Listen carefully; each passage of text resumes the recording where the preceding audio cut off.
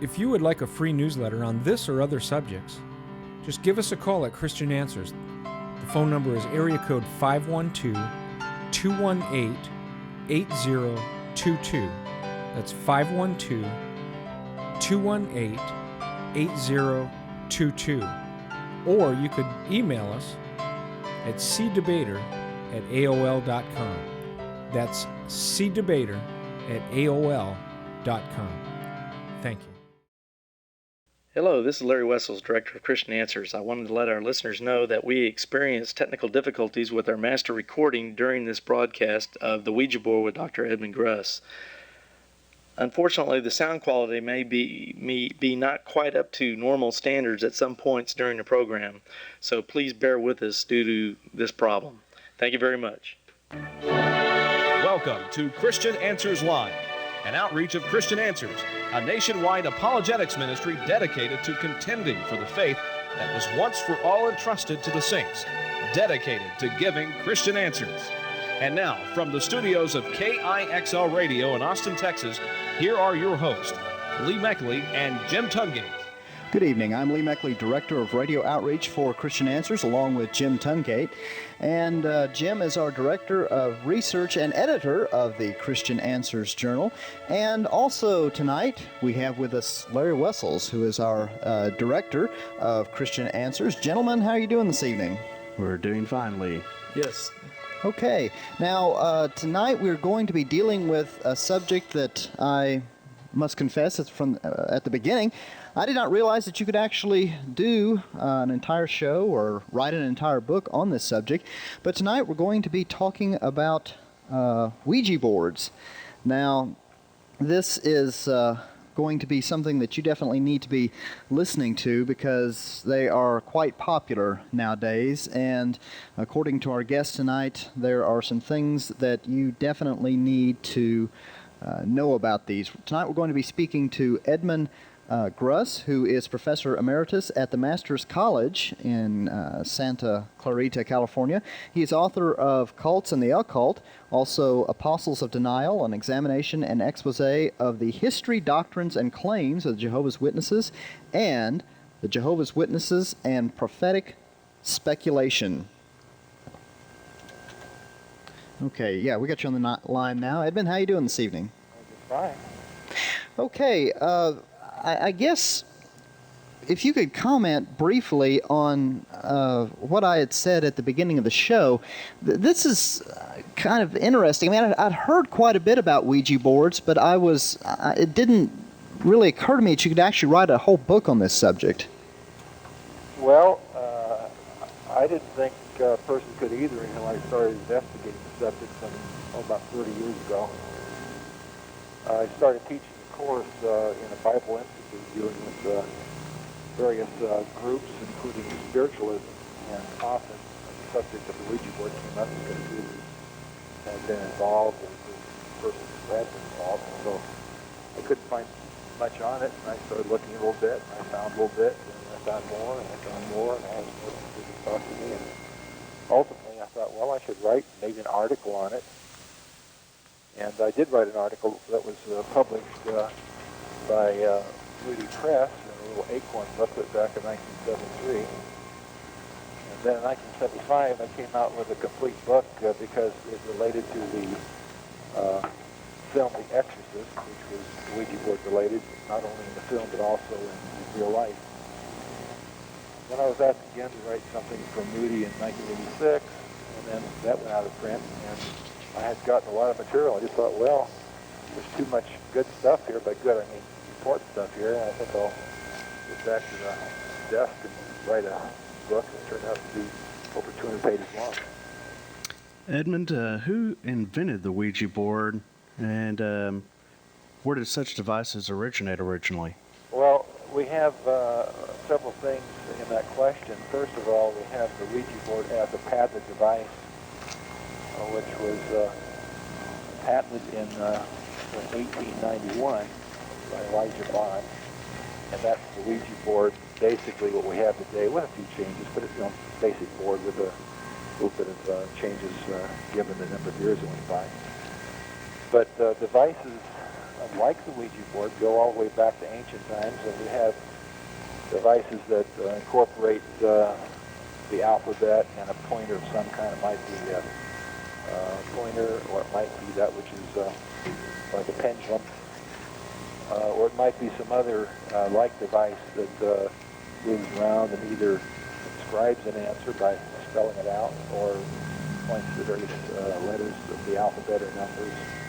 And you can trace devices like that all the way through from ancient times, the Greeks, the Byzantines, devices in the Middle Ages, and then 19th century you have the practice of table tipping or knocking. And then you have a planchette, which comes into the picture. It's a way of automatic writing that comes into the picture mid-1850s, and then ultimately we get to the combination of the device that moves with the alphabet and numbers and words that we have in the Ouija board, and that, as I said, was a patent device 1891. Now, you mentioned a couple of things that maybe our audience may not be familiar with, and the first one was table knocking or table tipping. Well, people would ask questions, and the table would either rap out internally. You'd hear a rapping sound. In other words, you could say, if you want to answer, one rap is A and two raps are B, that kind of thing. Or in some cases, the table would lift up and actually tap on one leg. That's the way I understand it anyway. So that was the practice that was very current in the 19th century. Right, and haven't they also used like wine glasses or crystal for the same purposes? Well, when we talk about the Ouija board, we're talking about a patented device, but also in our country and abroad, in England in particular, a person would just spell out the numbers of the alphabet and put them on the table on a piece of glass, and then they'd use a wine glass or anything that slid around the table, and they'd ask questions. You have the same principle there, except it's not the patented device, but it's doing the same thing. We've talked a little bit about how the Ouija board works. If the Ouija board talks, where do the messages come from, Edmund?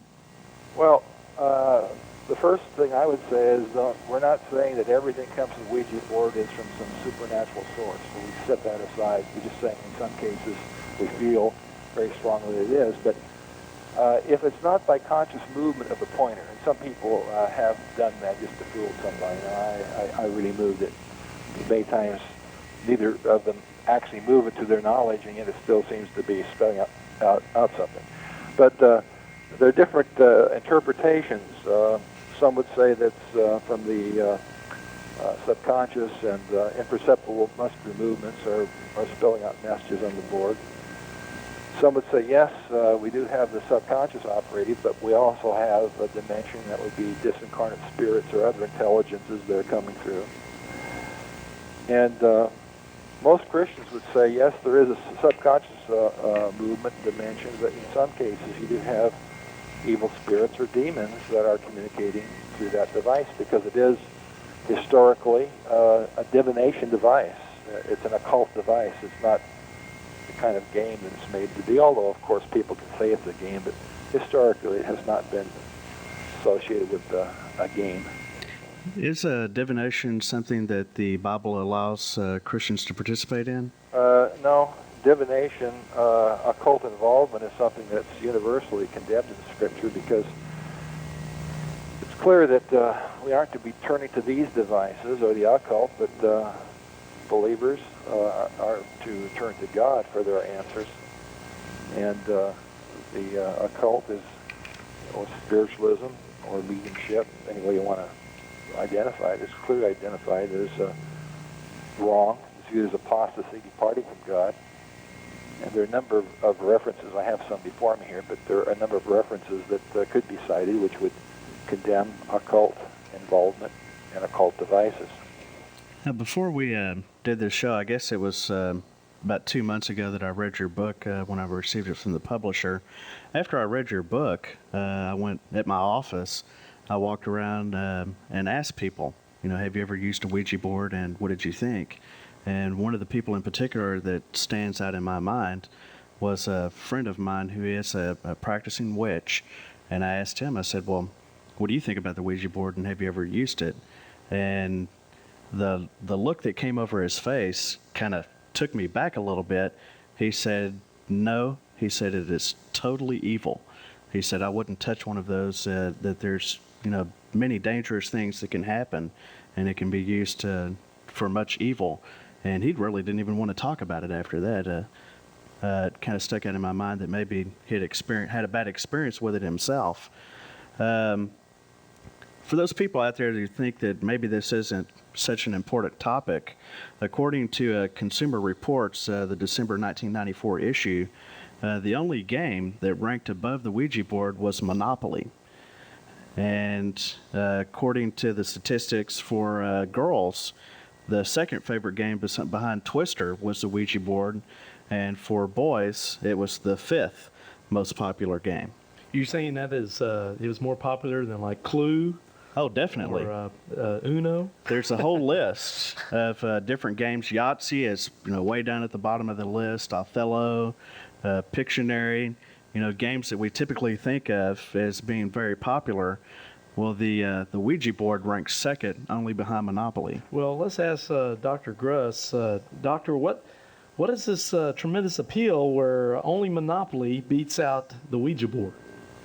Well, the age group there was ages 10 through 14. I think that tells you a little bit, and it included some 17,000 young people. I think at that age they're looking for answers, and it's kind of exciting to get involved in it. And they can ask benign questions like who will I go out with, or how will I do on my test, and that kind of thing. And what often happens, young people go to slumber parties, or even in some cases Christian camps. That happens, shouldn't, it does. And they're kind of isolated, and they're having let's have a lot of fun time, and they get involved in it. It's a little mysterious. Anyway, I think it often gets started that way. People want to have answers, and they understand, here, I can ask Ouija or whatever they want to address the board as, and they get the answers that, so-and-so had an experience, and boy, it was exciting, and, that kind of thing. I think is why they get involved. In fact, I remember when I was about, 11 or 12 years old, I was at my aunt's house. She was a couple, 3 years older than I was, and she had some of her teenage friends over, and they went into a dark room with this Ouija board, and they invited us to come in, and it was kind of fun, for me as a little kid. We all went in this dark room, and everybody was kidding each other about spooks and stuff like this, and we put our hands on that Ouija board thing to get answers, and I still remember I spooked some of them by actually moving it myself to fake them out, and so there's a little bit of fun involved there too. Well, I think at the same time that you've touched on something else that I think is important, and that's the aspect of fear. America and the world seems to be compelled by fear. They love to be scared. And it's just like when you're a little kid and you go in the bathroom with the lights off and look at the mirror to see if you see Bloody Mary.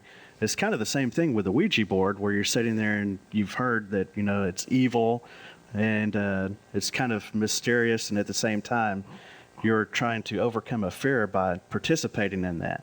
Right. I'd just like for a moment to read a scripture here that's kind of an occult rundown from the scripture, just to mention it and then have Dr. Gruss elaborate on it just a little bit to get our biblical perspective down a little bit more here as we begin this program. In Deuteronomy chapter 18, verses 9 through 14, we have a kind of, like I said, an occult listing of all the different practices and so forth. And it says here, starting in verse 9, "When thou art come into the land which the Lord thy God giveth thee, thou shalt not learn to do after the abominations of those nations. There shall not be found among you anyone that maketh his son or his daughter to pass through the fire, or that uses divination, or an observer of times, or an enchanter, or a witch, or a charmer, or a consulter with familiar spirits, or a wizard, or a necromancer. For all that do these things are an abomination unto the Lord. Because of these abominations, the Lord thy God doth drive them out from before thee. Thou shalt be perfect with the Lord thy God." And then it says in verse 14, "For these nations which thou shalt possess hearken unto observers of times and unto diviners, but as for thee, the Lord thy God hath not suffered thee so to do." Now, Doctor, here we have some rather big King James words.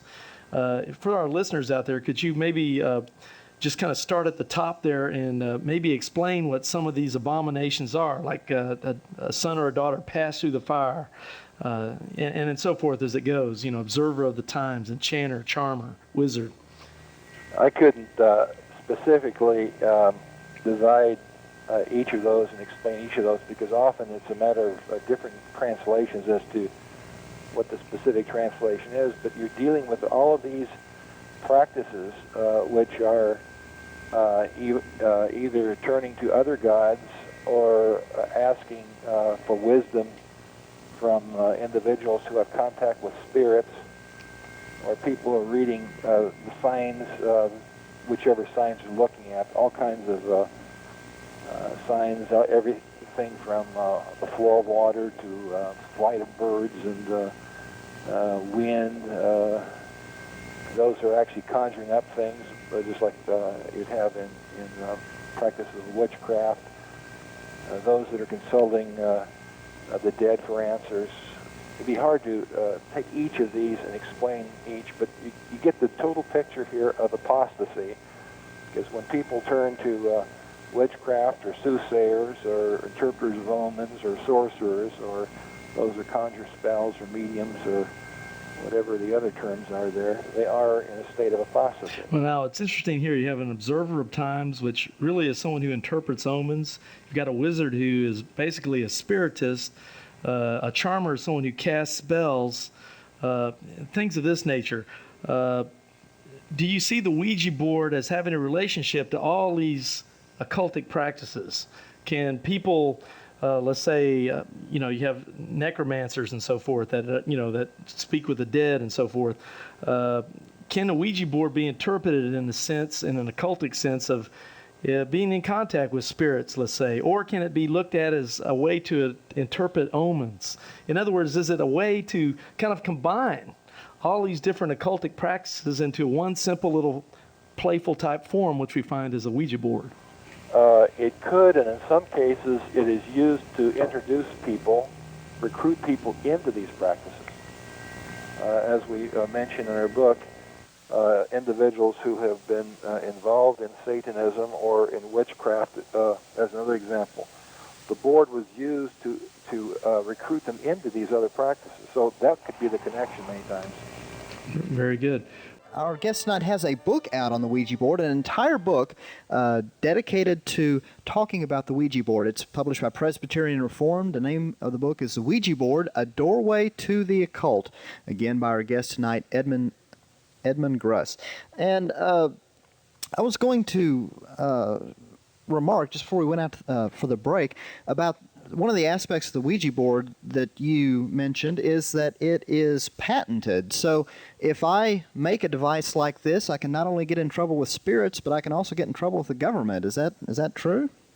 There are all kinds of spin-offs from the board. It was of interest. A patent attorney investigated the matter of like devices for about 5 years, and he found about 100 different devices and maybe 100 different patents in addition.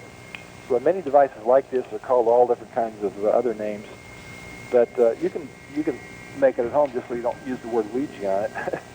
How did they come up with the name for the board and call it Ouija? All depends. Many times you have some legend or lore that goes along with naming. William Fuld said that the board named itself, and Ouija means yes, yes in French and German. It seems that the word Ouija already was around before it was applied to the boards that received the patent. But as I said, William Fuld said the board named itself. Now, you did say that William Fuld is the inventor of the Ouija board, and that was... No, William Fuld is the person who has received credit for it, but it really was patented by Elijah Bond, although William Fuld was given the credit, and as he kind of checked into this to find out what was going on, it appears that William Fuld bought the rights to it from the Kennard Company that had acquired it from Elijah Bond, and that's the way Fuld got a hold of it. And then Fuld got involved in inventing a new kind of a pointer and other stuff which related to the board. So the name associated with the board is William Fuld, but probably Elijah Bond was the one who actually invented that particular device. Now, wasn't there a big controversy centering around the patentship of the board between Fuld and another individual? His brother, because it became quite a financial windfall, it became a good seller and it was a moneymaker, and so we don't really know the relationship between two brothers relative to the board, but they went to court over it, and his brother Isaac wanted something in the way of either the patents or anyway made claims to it. And the family actually split over the matter of the board and who really was the one that should hold the patents and like. What eventually happened to Fuld? Very interesting. According to his own account, this would be before, probably about the time of World War I, maybe a little bit thereafter. I don't remember the exact date, but he told the reporter that he hadn't really consulted the board very often, but he did consult it on one matter, and that was concerning the future of the business. And according to his own account, the board told him to build a big business because of the future sales. And so he built a factory, according to his own account, that the board told him to build. And ironically, he went up on the top of this factory in 1927 to straighten out a flagpole on the roof and fell to his death from the very building the board indicated told him to build. Very interesting. So just to reiterate then, you're saying that Elijah Bond back around 1890, this is the year we're talking about? 1890, he applied for the patent and received the patent February the 10th of 1891. I see, and then Fuld comes along later in that year and acquires it. And so we're talking about something that hasn't been around that long as we know it. You figure 1891 and 95 now, a little over 100 years. But again, this specific patented device, we're not dealing with the practice or the approach. It's been around for thousands of years. I see. And it sounds like just Fuld was the main marketeer. He picked it up from someone else, improved it, made it marketable, started mass producing it, and now we have it just all over the place. Who did you say puts this out now? What game company? It was bought by Parker Brothers. Parker Brothers. That's I couldn't remember who it was. What does Parker Brothers have to say about the Ouija board? What you'll find out, at least I tried a couple of times. One time, when I first was working on this subject about 20 years ago, I sent a letter asking if they had any statement on it. And they did send me a very interesting little brochure, which I'll give you a quote from in a moment. And then when I worked on this latest rendition of my book, I just got a letter with no brochure. And I was asking about sales, etc. And they told me about the number of boards sold with proprietary information. In other words, they wouldn't reveal it. But this brochure that I received about 20 years ago was entitled The Weird and Wonderful Ouija Talking Board Set. And I think it has a statement here that's very significant in connection with how the board should be viewed. Then their statement, I'm quoting now, frankly, Parker Brothers does not know.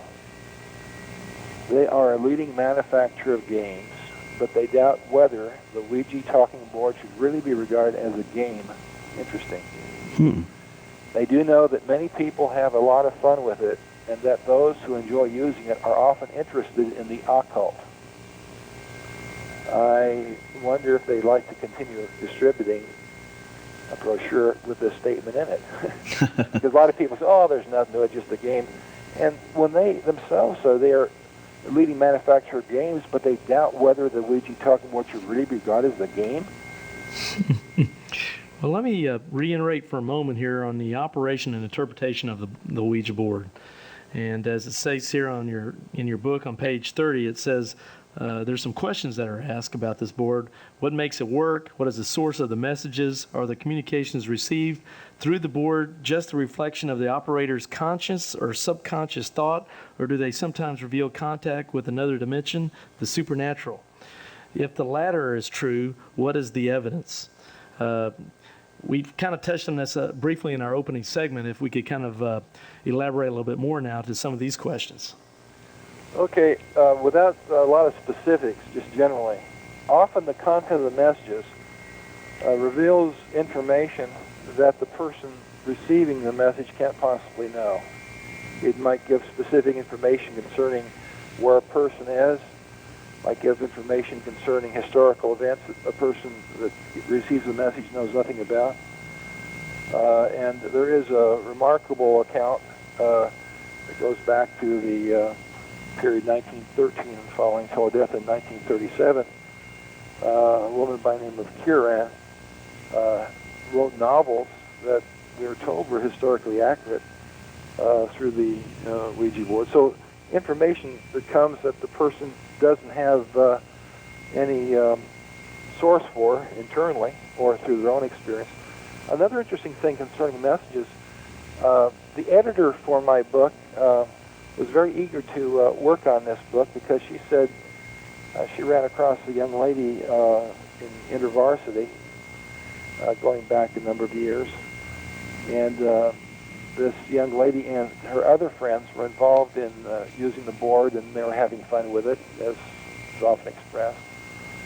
And then they started asking questions that they couldn't possibly have the answer to, and they would check the answers in an encyclopedia or wherever the answer might be found, and found information was coming that was accurate that they couldn't possibly have in their own experience or own knowledge. So content of messages, that's one thing.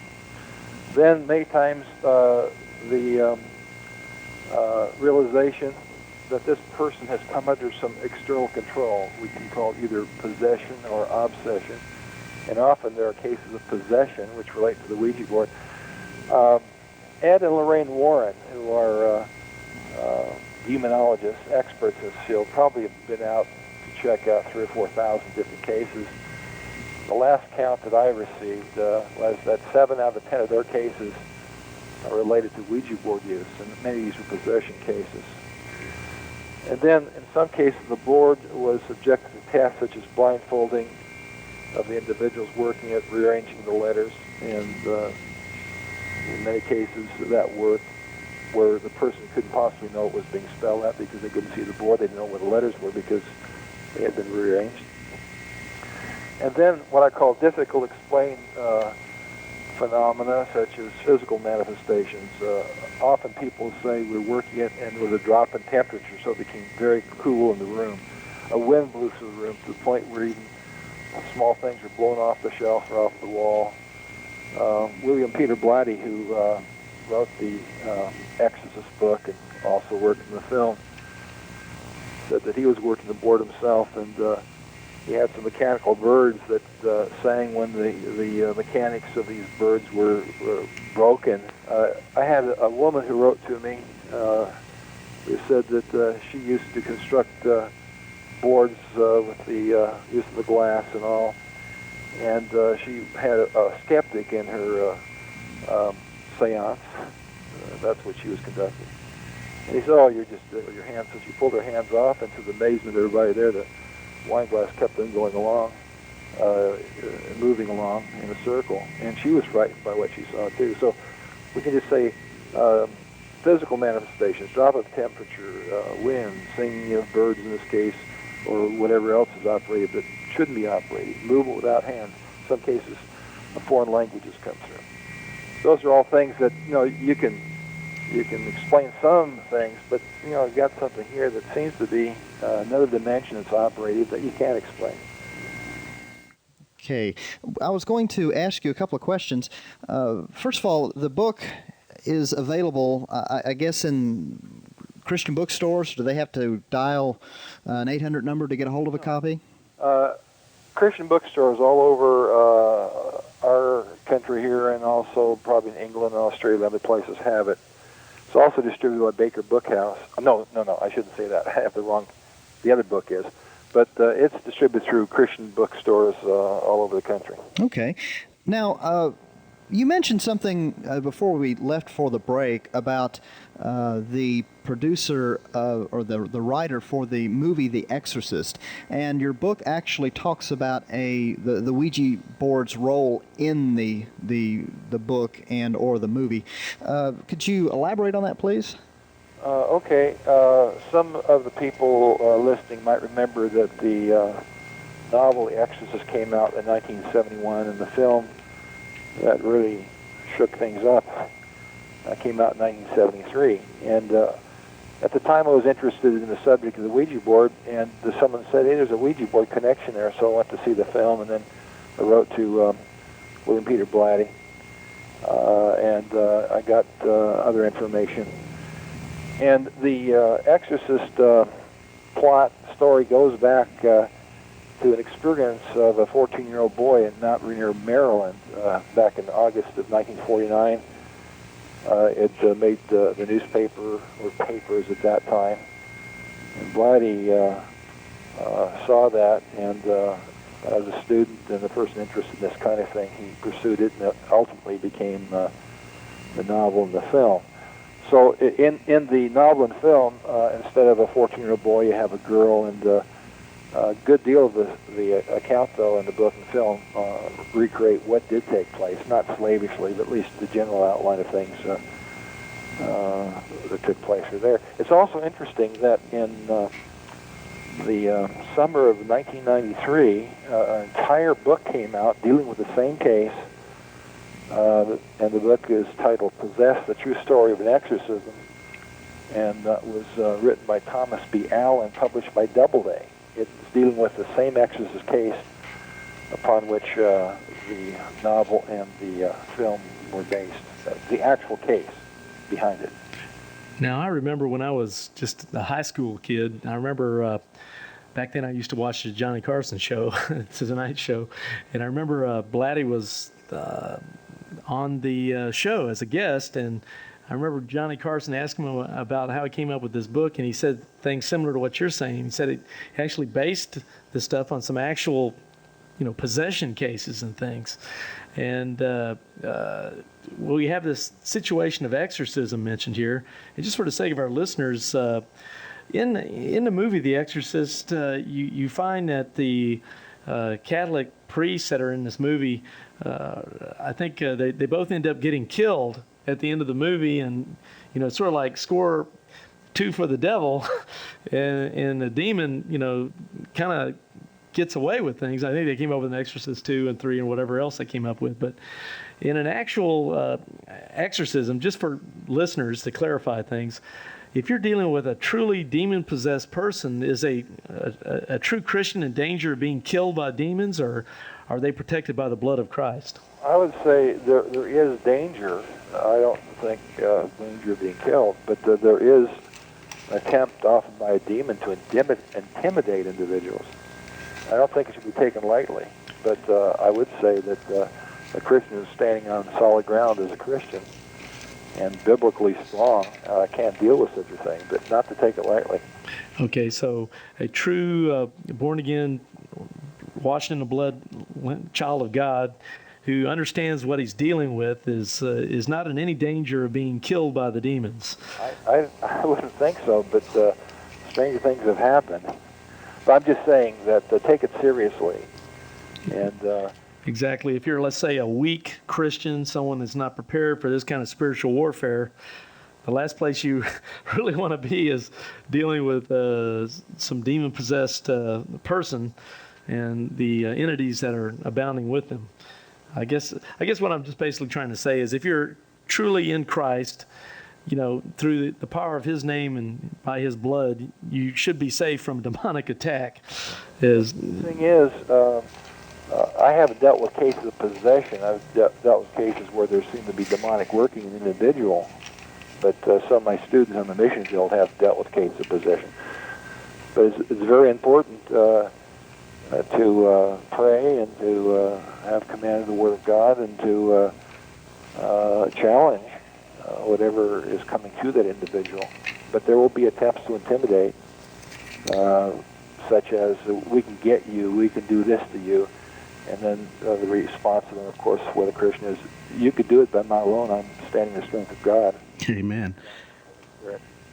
I was just in Atlanta last week, and at the hotel, I was in the dining room, and a little old lady walked up to me, and we began a conversation. It turned out that her and her husband were former missionaries down in Trinidad, and this evangelist had come into town. They set up a big tent meeting, and it ended up that this person showed up at the meeting. He had been brought there by others, and he was possessed. And this evangelist was just beside himself. He had no idea what to do and ended up actually running out of the tent and fleeing for his life. He had no idea what was going on or how to even approach the situation. That's often what happens. I would say in some cases pastors aren't prepared for dealing with something like that, and the last ones would want to do something what's needed.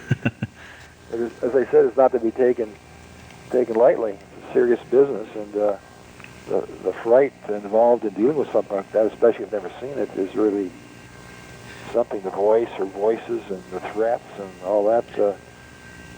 You need people around you to pray and to sustain you, and sometimes there's a matter of commanding the spirit of demon to just shut up. This reminds me of the book of Acts chapter 19, verses 13 through 16, which says, "Then certain of the vagabond Jews, exorcists, took upon them to call over them which had evil spirits the name of the Lord Jesus, saying, We adjure you by Jesus whom Paul preacheth." And then verse 14, "And there were 7 sons of one Siva, a Jew and chief of the priests, which did so. And the evil spirit answered and said, Jesus I know, and Paul I know, but who are ye?" Verse 16, "And the man in whom the evil spirit was leaped on them and overcame them and prevailed against them, so that they fled out of the house naked and wounded." So I guess this is a good example of what can happen in just one case of people trying to deal when they're ill prepared, especially since they're not saved in this case, with demon-possessed people. I also look at that reference as an excellent example of why we say demons are real personalities. Mm-hmm. They're not just thought or whatever, because there you have them thinking, speaking, acting, and that's what would be involved in being a person or a personality.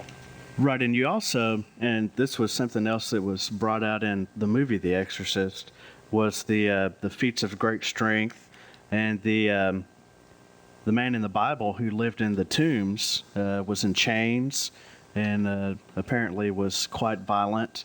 This to me gives me a perception that anytime you're dealing with a situation like this, there is the possibility of physical harm coming to a Christian, but at the same time, Scripture also says, fear not the one who can destroy the body, but fear the one who can cast your soul into hell, which is God.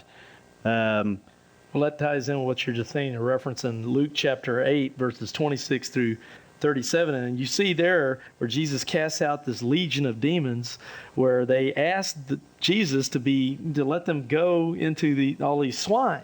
Right. And you see what happens to the swine. They're all destroyed in the sea.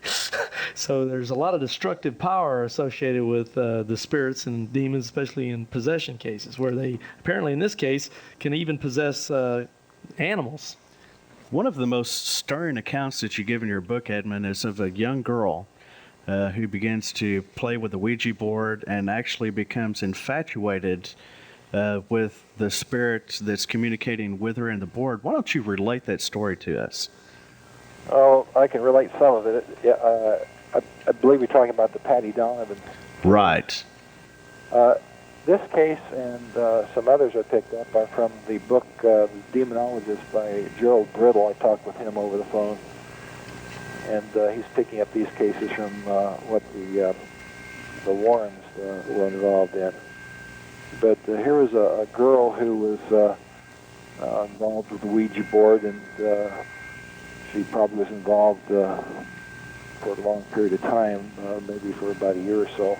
And the Ouija character that came through became her boyfriend in her own thinking. And she finally got the place, and this is often what takes place as these contacts continue over a period of time.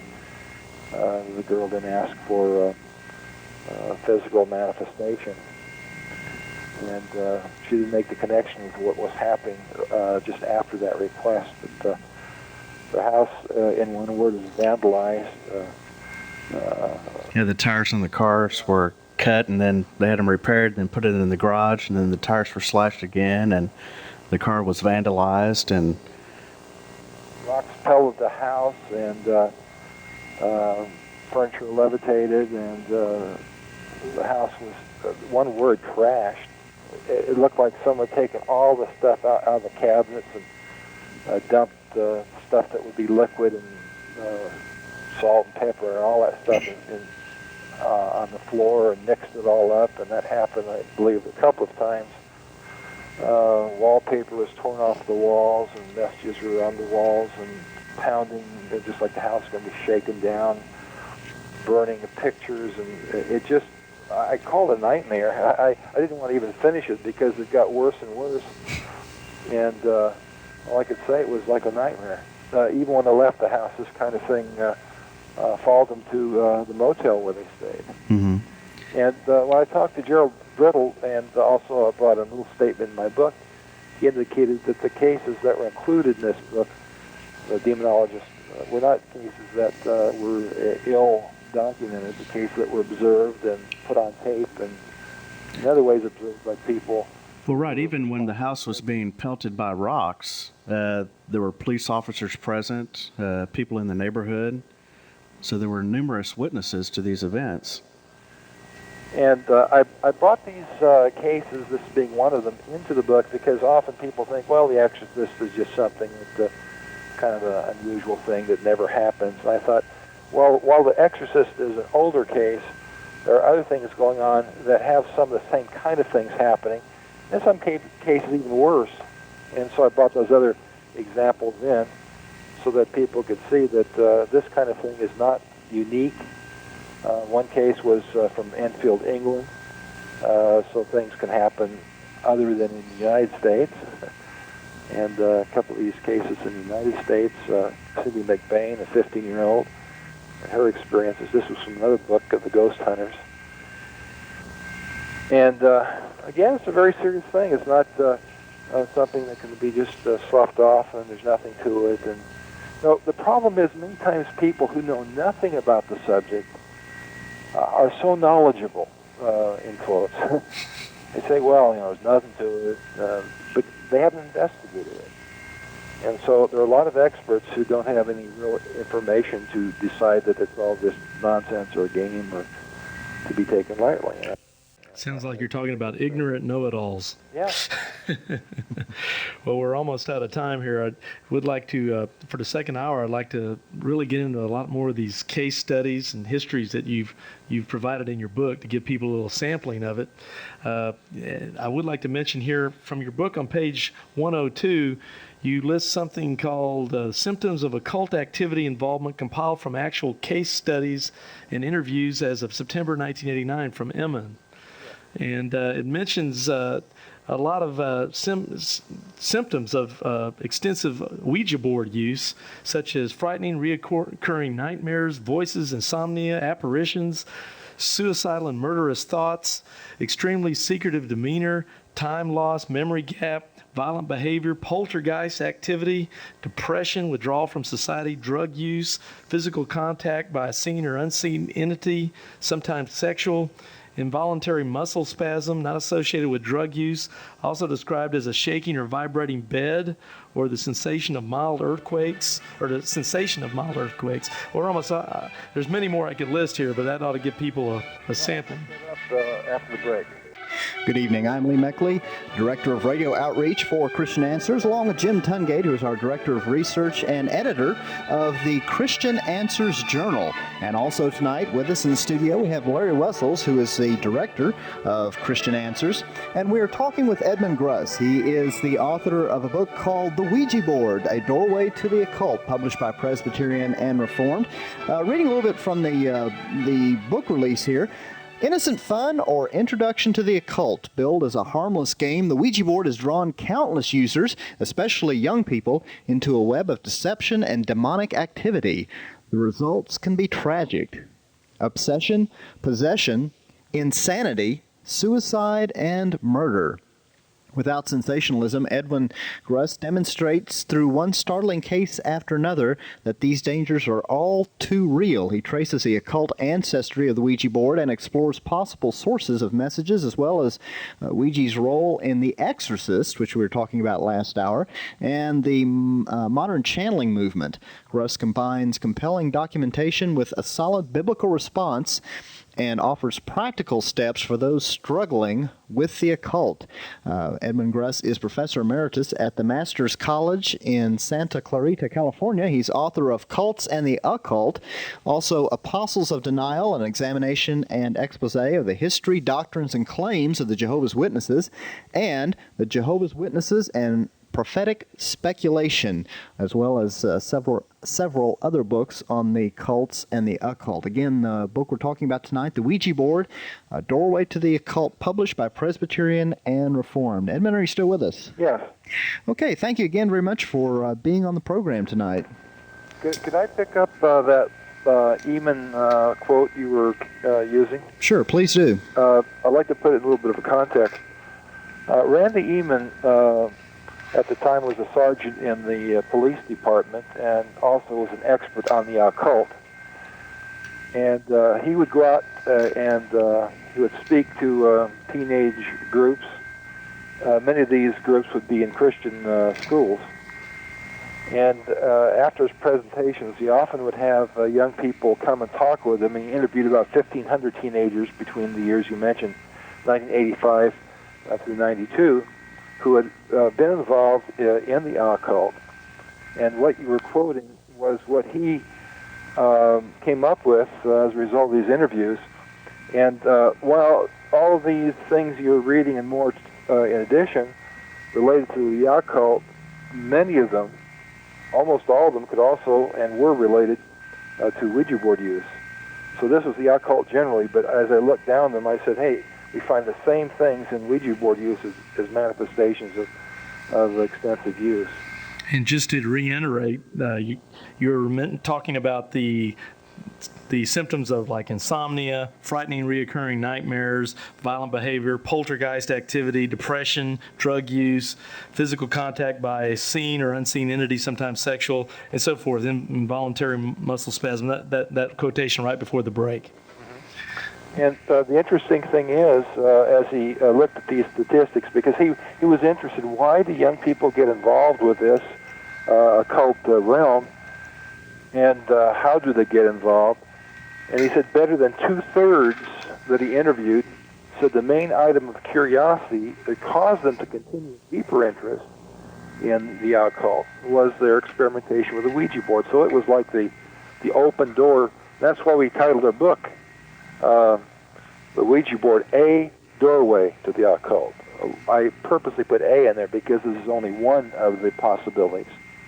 And that's what he found, too. Now, Lee had mentioned a little bit earlier one of the aspects is channeling, and that has become very prominent today. There's been many books that have been written through channeling, and, J.Z. Knight comes to mind whenever the word channeling comes up. Ramtha. And one of the things that I found very astounding that was in your book was when you related the case about the gentleman who started AA, Alcoholics Anonymous, and the role that a Ouija board played in that. Do you want me to mention a little bit about that? Yes, sir. Okay. As I was getting this subject, many times people think this whole thing just relates to children or people that aren't too well known or just no one that you'd be concerned about. But as I was investigating this, I came across the material actually published by Alcoholics Anonymous. And in their own material, they talk about Dr. Bob Smith and Bill Wilson, these Dr. Bob and the Good Old Timers and Pass It On. These are the title of the books. And I was amazed to find the place that spiritualism generally and the Ouija board specifically played in the early years of Alcoholics Anonymous. And do you have my book handy there? Yeah, sure do. Turn to page 66. And Okay. You might just read that to the folks out there. You have the background of Ouija board use, and they have a room in the home that's called a spook room. And then you have his own description of what took place on page 66. Yeah, starting at the top of the page, yes. Says as early as 1941, Bill and Lois were holding regular Saturday spook sessions at Bedford Hills.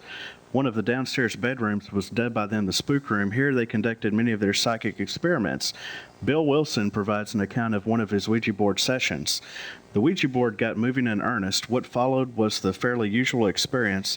It was a strain melange of Aristotle, St. Francis, diverse archangels with odd names, deceased friends, some in purgatory and others doing nicely thank you. There were malign and mischievous ones of all descriptions, telling of vices quite beyond my ken, even as former alcoholics. Then the seemingly virtuous entities would elbow them out with meaningless messages of comfort, information, advice, and sometimes just sheer nonsense. Says that Bill also received messages without the board. His wife describes one of these sessions. Bill would lie down on the couch and he would get these things. He kept doing it every week or so. Each time certain people would, quote, come in, end quote. Sometimes it would be new ones, or they would carry on some story. There would be long sentences, word by word, would come through. This time, instead of word by word, it was letter by letter, and Anne, who was a neighbor, put them down letter by letter. The communication in this case was in Latin, a language that Bill understood only slightly.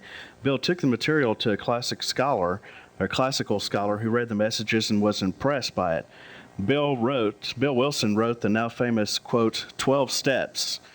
Says, while laying in bed, with a pencil in hand, a pad of yellow scratch paper on his knee, he started to write. He asked for guidance, and he relaxed. The words began tumbling out with astonishing speed. He completed the first draft in about half an hour, then kept on writing until he felt he should stop and review what he had written. Numbering the new steps, he found that they all added up to 12, a symbolic number. He thought of the 12 apostles and soon became convinced that a society should have 12 steps. It's interesting, the last paragraph treating this subject, Tom was a regular at the seances and maintained that Bill and Dr. Bob believed vigorously and aggressively that working away at spiritualism, it was not just a hobby. It related to AA, because the big problem in AA is that for the materialists, it's hard to buy the program. In other words, they were trying to bring in some spiritual dimension, and this is the way they were doing it. In Alcoholics Anonymous, and we've got the famous 12 steps.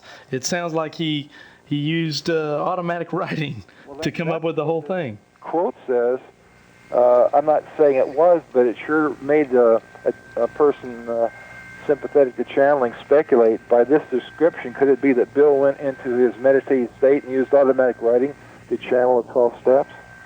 It sounds so much like automatic writing at that point. It's very interesting. Now this 12 steps, isn't that used by a lot of psychology groups and doctor groups and New Age groups and whatever they put in content? You have 12 steps all over the place now. Huh. And it just comes right. This all reminds me of one of the best-selling Christian books ever to come down. You find it on a bestseller list in many Christian bookstores throughout the decade, I guess. It's called God Calling. I've written on that. Yes. This book is a bestseller. I've had it removed from several Christian bookstores now, but they usually have it on their shelf wherever you go. And it's interesting that here's a book, God Calling, and it was translated entirely by automatic writing and communication with the spirits. And of course, as you look at it, you find that the words for God are very vague and nebulous. You can kind of, excuse me? Like divine mind in some cases. Right. Which it's exactly the same with the whole aspect of Alcoholics Anonymous. They believe in a belief in a power higher than themselves, but that higher power is never defined. Yeah, so you define it for your own sake, your own belief.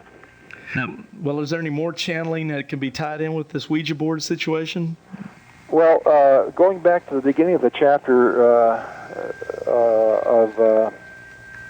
this would be chapter 9, Jane Roberts, her married name was Butts, back in 1963, thought that she'd write a book on do-it-yourself ESP using the Ouija board as a way of getting into that area. And she said, well, before I write a book, I guess I better get a board. Which she did, and then beginning in December of 1963, messages started coming through, and then the character, which became the subject of books, Seth, appeared.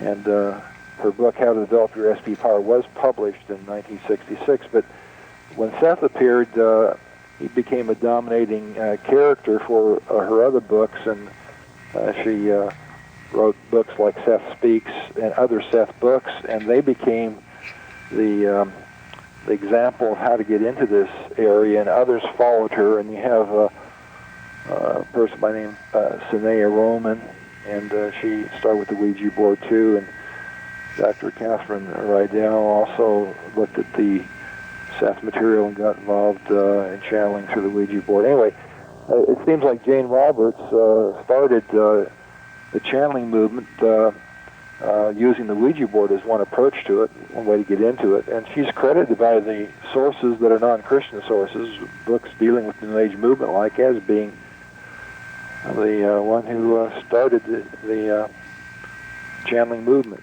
Right. Tying in with the Seth, and well, you also have a mention here of Michael. Who's this Michael?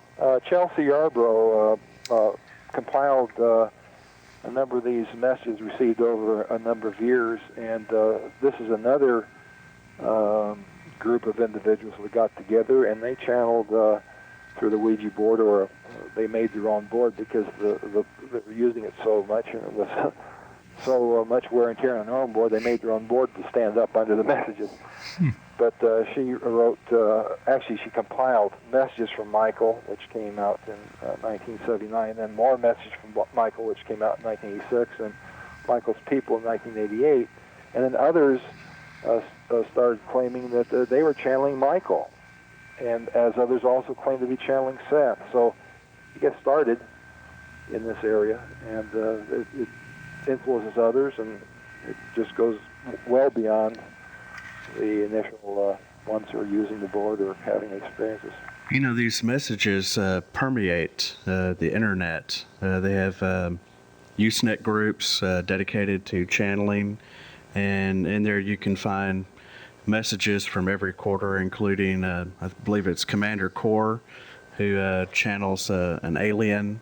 Then you have, over in London, the Theria Society, headed up by Dr. King, who says that there's a group of aliens headed up by an alien named Aetherius, and they're at war with a group of black magicians here on Earth, and they want King to encourage his fellow humans to allow these aliens to channel through them so they can defeat the black magicians. And you find all kinds of strange things, including, I believe it's Jack Scallion out in California, who uses channeling to prophesy about cataclysmic events that are taking place. But generally, overall, what is the message that is coming through these entities that are being channeled? What are they saying about Jesus? What are they saying about, the state of humanity and the direction that humanity is supposed to go? I think you can generalize and also be specific. Every channeled message that I've read that's been in print or whatever form it was in is a basic denial of everything that a Christian would hold. And that's universally what you find. John Weldon found the same thing. Every single channeled message that he looked at, and others I've talked to too, it's a basic denial of Christianity. And often it's the message that you are God, and there's a new age coming. And it's just really New Age movement type of thing that's coming through. And I tell students, the one thing that's clear, it's 100% denial of biblical Christianity. Now, this would include as well messages that are supposedly channeled by Jesus himself. Oh, in some cases, Jesus, in quotes, is communicating, and his message is not the Jesus of Scripture. You're listening to Christian Answers Live. I'm Lee Meckley, and all of this discussion tonight is coming off of our general topic of the Ouija board, the things that can result from the use of the Ouija board, and so forth and so on. One of the things I've been itching to talk about is something that Larry mentioned earlier in the list that he read off of symptoms that are sometimes related to Ouija board use, and one of those was poltergeist activity. Now, Edmund, is there such things as ghosts? I mean, I don't seem to find anything in Scripture that would support the idea of ghosts, humans who have deceased and who continue to lauder here on earth to take care of unfinished business. What is the biblical perspective that we should take on that issue? Well, the biblical perspective is that when people die, their spirit is not left behind to wander about, but you have either going to heaven or to hell. And what we call poltergeist activity, that's the usual term for it, would be demonic activity. That would be our interpretation of what is taking place. Right. Throughout Scripture, you have, of course, the dead are not behind to wander about to do certain things, like so many would say. Well, I was just looking here on page 123 of your book. You have court cases and newspaper reports. You have a subheading here called A Haunting Case, involving the L.A. Times and the experiences of Jackie Hernandez and her 2-year-old son. Could you, just for the listeners out there, could you elaborate a little bit on this story? And we'll just kind of get into some of these cases and mention some more about poltergeists and ghosts and things of that nature as we go. Well, this was an article I came up with more recently because I collected a number of the other stories that go back to the 30s or 40s or 20s or whenever the specific time was. And I was reading the LA Times that mentioned this haunting case which took place down San Pedro. And to make a long story short, Jackie Hernandez and her 2-year-old son were the subjects of visitations that would be called generally hauntings, and this kind of thing did continue as they moved up to Kern County. And I'm just looking at the section here. Yeah, I'm reading here, like it says, quote, the ordeal, Hernandez says, was a grade A waking nightmare replete with strange lights, colored mists, apparitions, and stinking blood-like liquid oozing from the walls. End quote. You know, and she just goes on to, I mean, you know, she'd say, quote, the phenomenon began slowly. The cat chased eerie shadows around the house. Voices muttered in the attic. She saw pencils fly out of a pencil holder. She thought she was hallucinating, perhaps because of her pregnancy, end quote. And, you know, it just, this reads like a good Vincent Price horror flick, you know. The reason this interested me, I tried to get more information on it, but didn't get any response, but it interested me because the Ouija board was mentioned in connection with this because they used the Ouija board to try to find out what was happening. And as I said here, the Ouija board was mentioned twice in the article. They're trying to establish why this was taking place, and so they turned to the old device, the Ouija board, 2 times. And they even mentioned this development up in Kern County, as I recall. For starters, researchers could not get their video cameras to work. Something kept switching off the equipment. Part in desperation suggested the investigators try the Ouija board. As they began, he recalls the table began to shake, and the session ended when photographer Wheatcraft was thrown against the trailer wall by an invisible force.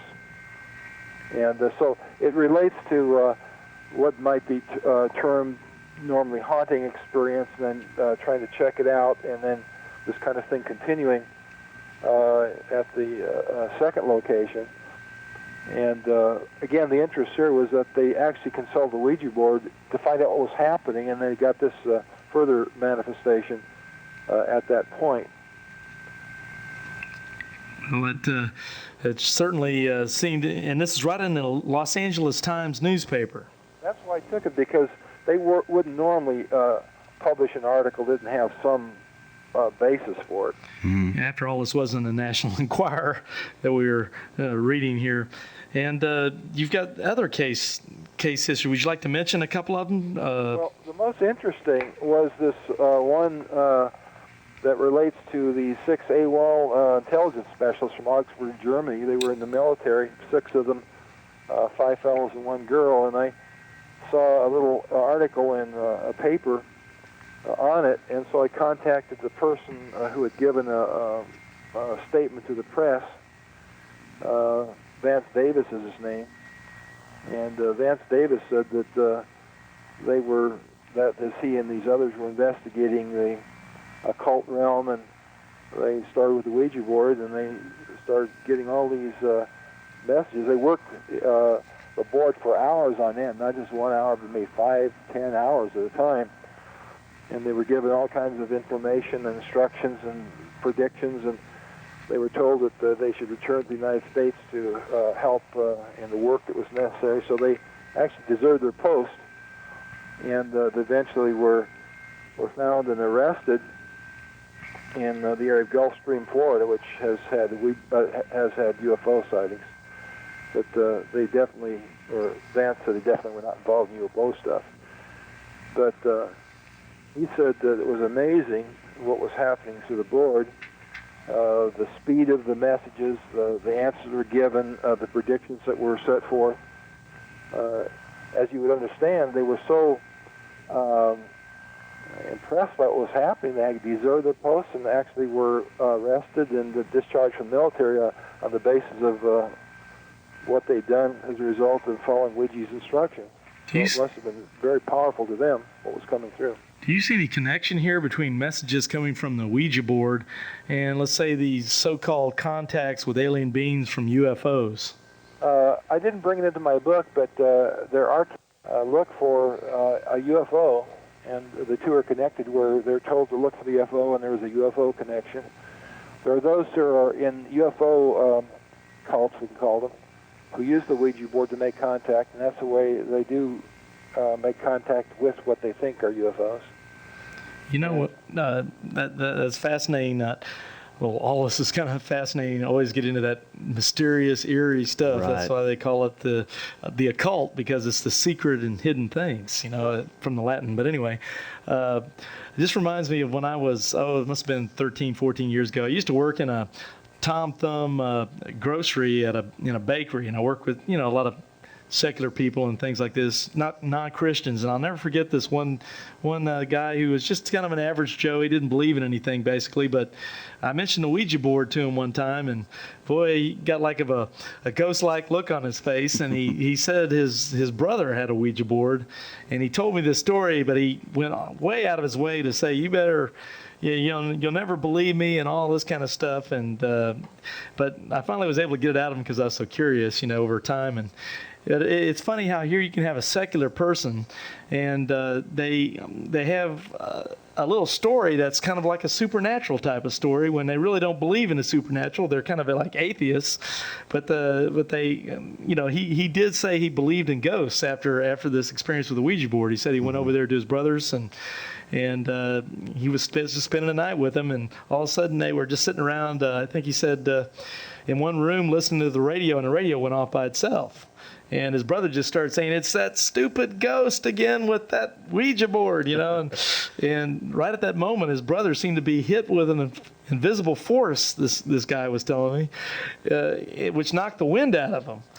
And he didn't say so much after that, but the whole experience. And he had a few other things he said. I don't remember now. It was so many years ago, but it was interesting that here was a secular man that I knew him for years, and he would have a story like this related to the Ouija board. It's just that he had this little story that he said no one would believe him on. Now, Edmund, didn't the British Psychical Society denounce Ouija boards? Yes. The interesting thing is often you get the leading denouncers before me a little treatment from the Psychic News. It was published September 21st, 1968, and they bring up the British Psychical Society. But a front-page article in the Psychic News, a noted spiritualist newspaper, and they're warning, unless urgent action is taken, thousands of children will find a potentially dangerous psychic game in their Christmas stockings this year. It goes on, mentions Ouija boards. They say it can be mentally hazardous, mentions mental disturbances, could seriously disturb the mind and possibly plant fears and phobias in the unconscious. And then it mentions the Society for Psychical Research. A member, Simon Edmonds, expressing a personal opinion, told me that his report last week, any responsible person, whatever his views on the origin of the Ouija board messages, would be in agreement that this is not a game for children. And that's probably the reference you were thinking about. Mm-hmm. Have there been documented cases where it has caused people to become mentally unstable, leading perhaps to insanity, to suicide, or to kill? Yes, I have some of those included in my book, but I'll tell you what I found.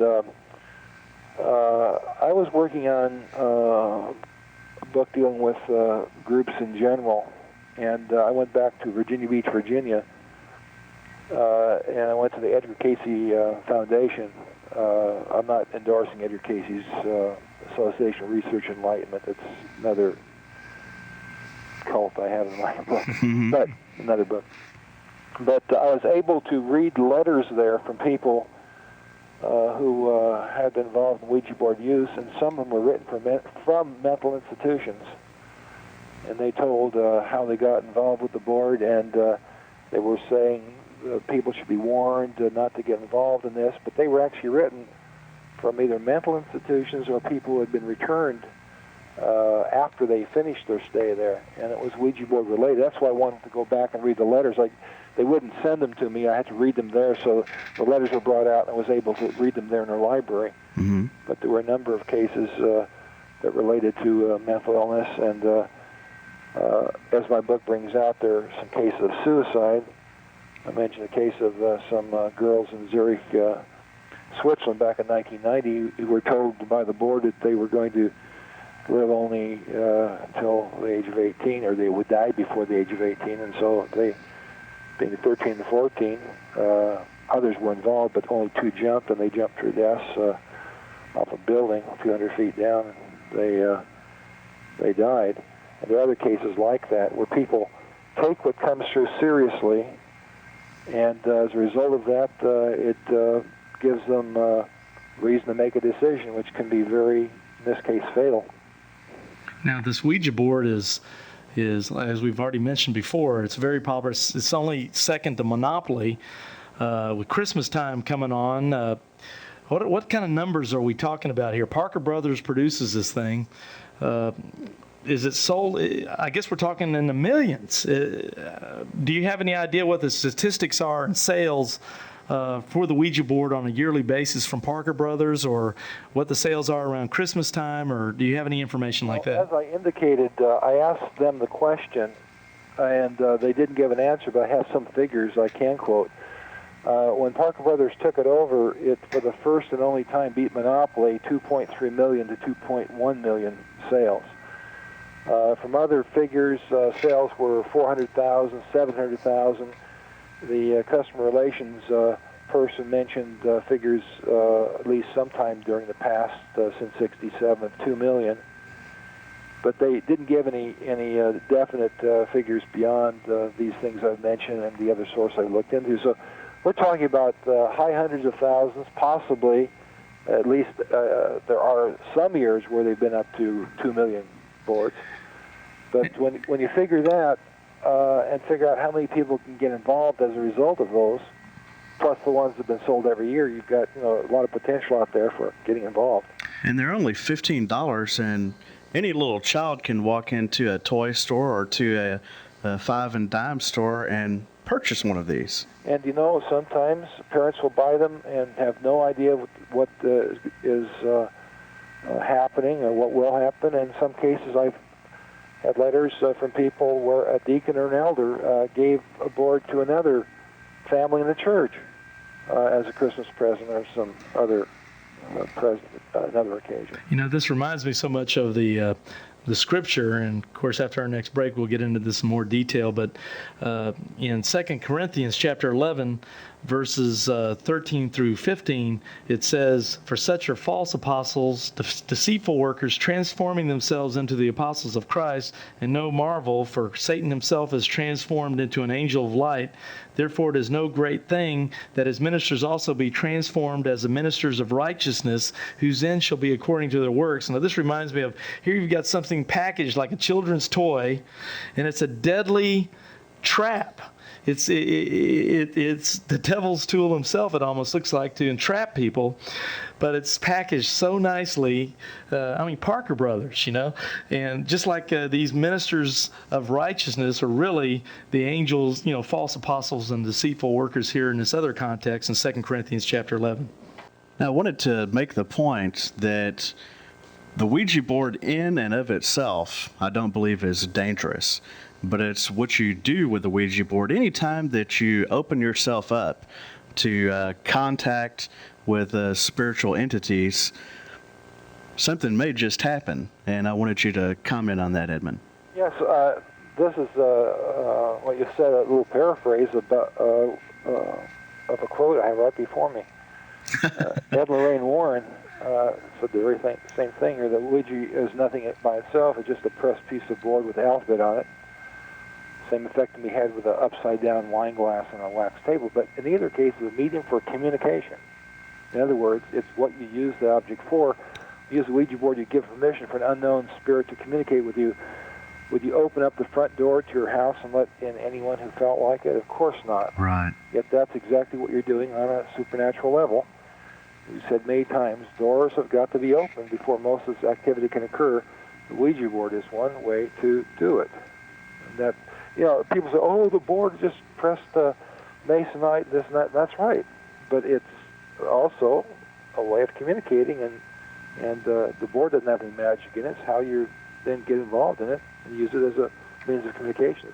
Now, there are some things that float around that, I mean, obviously are false about the Ouija board, that are legendary in proportion, like I guess the one that I'm the most familiar with that I've heard so often is that each Ouija board contains a demon, and that if you throw the board in the fire, the demon will scream and hiss and evaporate.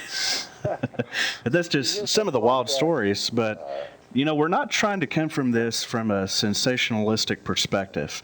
We just want people to be forewarned that this is not just a simple game, but that in fact that it is dangerous.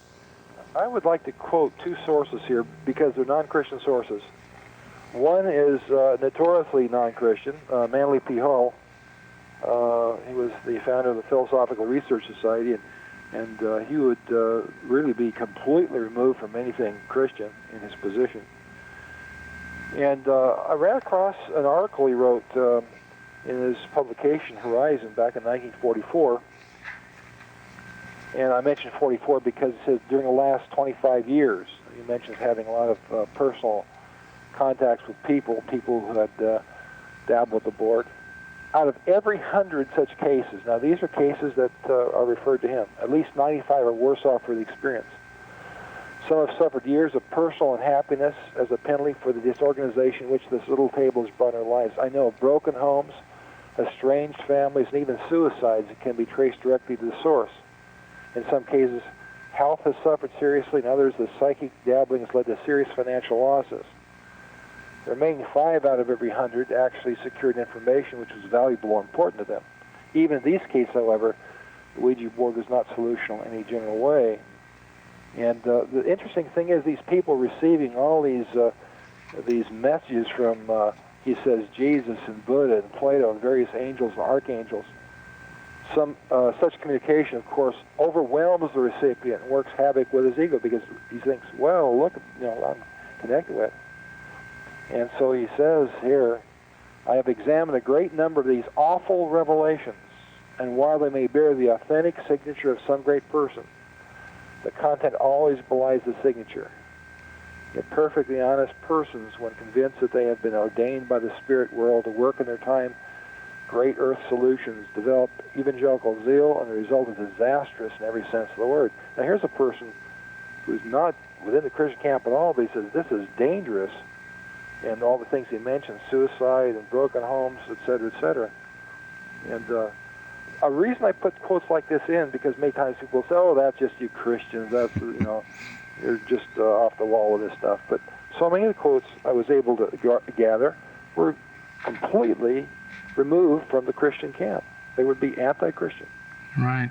I would like to, as we get near the conclusion of our show, I'd like to center in on your final chapter here in your book, The Biblical View of Demons, Demonic Activity, and Possession. And I really love this list here you have. I don't like what they do, but I like the way you have it listed out here with the scripture verses on page 175 of demonic activities. I'd just like to take a moment here to read some of this and then start to have you talk more about this this demonic perspective here as it relates to the Ouija board.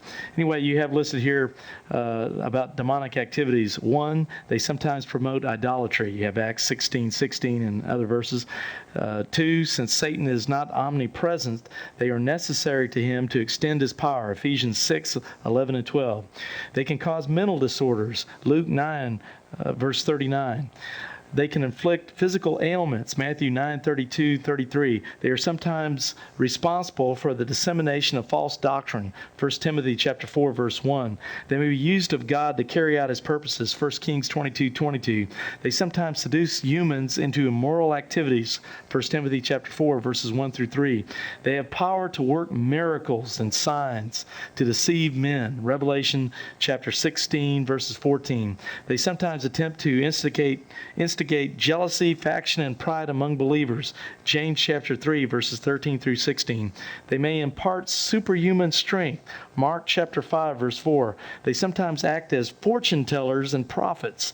The damsel who was possessed by a spirit of Python furnishes a New Testament example of this. Acts 16:16. Many of the familiar spirits of the Old Testament may have been such demons.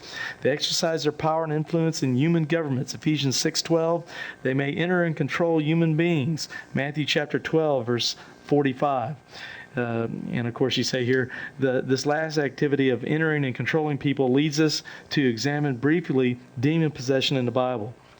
Well, Doctor, with some of those activities listed here, do you see how exactly, let's say someone gets a Ouija board, and we know these demonic activities are associated directly through the occult, and of course the Ouija board falls in that category. What does it take for someone to be playing with the Ouija board? Can they get involved in demonic activities immediately, or does it take a long time? Does it take 2 weeks, a month, a year? I guess what I'm looking for is, what does it take for someone who gets a Ouija board to really get involved and enmeshed and entrapped, let's say, in demonic activity by playing with a Ouija board? Well, the answer would relate to each individual. In some cases, I have seen or read where a person using it one time would get involved where they start speaking other voices and the like. They might have been prepared by something previous to this, but they're vulnerable immediately. Others, it would take a week, 2 weeks, a month, and they would experience these things that would obviously be demonic working. You can't say it's going to be immediate or it's going to take a long period of time. It depends on the individual. I've seen the immediate and I've seen the long-term involvement bring this kind of a manifestation. In other words, don't get involved because you might be the one that succumbs immediately. Don't get involved at all to begin with, but I'm just saying it can be extremely dangerous, just like drugs. And that's exactly what Ed Warren says. A Ouija board is just as dangerous as drugs, not to be played with. And who knows what will happen. One use maybe is it, or maybe a period of time, nothing happens, and suddenly. And sometimes what happens, you have these manifestations that might start very benign, and they become worse and worse as time goes on. I'll just cite a book here, The Satan Trap, Dangers of the Occult by Martin Ebon. He is not writing as a Christian, but he's writing as a parapsychologist, authored many books on the subject. And he mentions what we would term in our book progressive entrapment, where you start for kicks and you get information, and then things aren't that bad, and suddenly there might be a turn where the messages become vulgar and abusive and threatening, and sometimes the individual then is actually seized, possessed, taken over. And again, it can be very short period of time, or it can take a little bit longer, but you have to look at every case individually to answer that question. Okay, what would you say to, let's say, a Christian family who has a Ouija board in their possession, or maybe they have a relative or something that they know has a Ouija board and they don't realize the danger? What would you counsel them to do? I don't care where they get the information, but I think they should read something like my book or any source, I don't care what it is, to be informed as to what this is, so they know what they're dealing with. And then I would just tell them to renounce it and to get rid of it and not have anything to do with it.